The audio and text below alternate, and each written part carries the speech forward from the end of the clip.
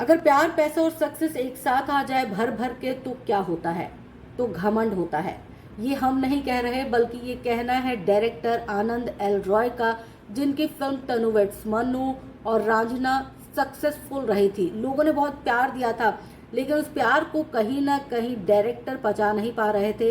हाल ही में एक इंटरव्यू में डायरेक्टर आनंद एल रॉय ने खुद इस बात का जिक्र किया और उन्होंने कहा कि जब लोगों का प्यार बहुत ज़्यादा मिलने लग गया तो वो सक्सेस जो है वो घमंड में मेरे बदलता जा रहा था और मेरे तेवर बदल गए थे। मैं खुद समझ नहीं पा रहा था कि मैं बदल चुका हूँ।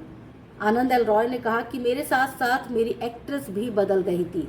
उन्होंने कंगना रनौत का जिक्र किया। उन्होंने कहा कि कंगना रनौत, जिनके साथ मैंने फिल्म 2011 में की थी तनु वेड्स मनु, वो पूरी तरह से बदल चुकी थी। तनु वेड्स मनु रिटर्न के दौरान उनमें बहुत ज़्यादा एटीट्यूड आ गया था। आपको बता दें कि तनु वेड्स मनु फिल्म जो है 2011 में रिलीज हुई थी। इससे पहले 2006 में जो है कंगना रनौत ने अपने करियर की शुरुआत गैंगस्टर फिल्म से की थी। इसमें शाइनी आहूजा उनके साथ मेन लीड में थे। ये फिल्म भी हिट रही थी, लोगों को बहुत पसंद आई थी। लेकिन कंगना रनौत के करियर के लिए टर्निंग पॉइंट फिल्म बनी तनु वेड्स मनु। इस फिल्म के बाद जो है वो बहुत ज़्यादा फेमस हो गई, रातों रात वो स्टार बन गई।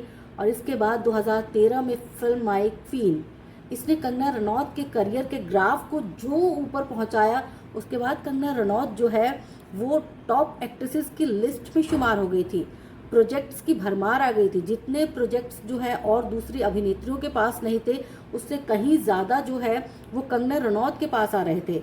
और कंगना रनौत को भी कहीं ना कहीं ये सक्सेस जो है, जिस तरह से लोग उन्हें प्यार दे रहे थे, वो पच नहीं पा रहा था।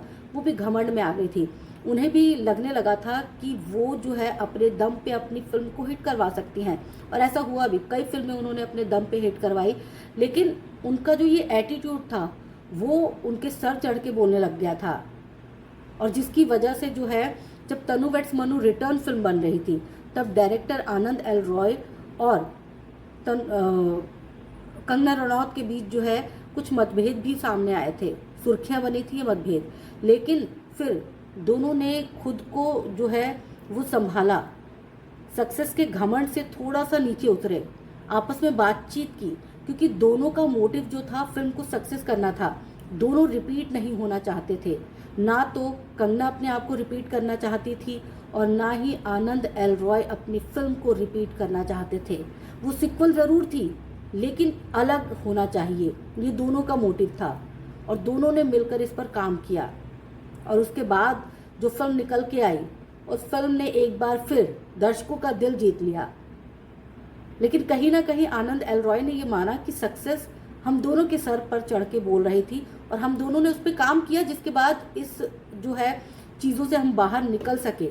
लेकिन कई बार लोग इन चीज़ों से बाहर नहीं निकल पाते हैं।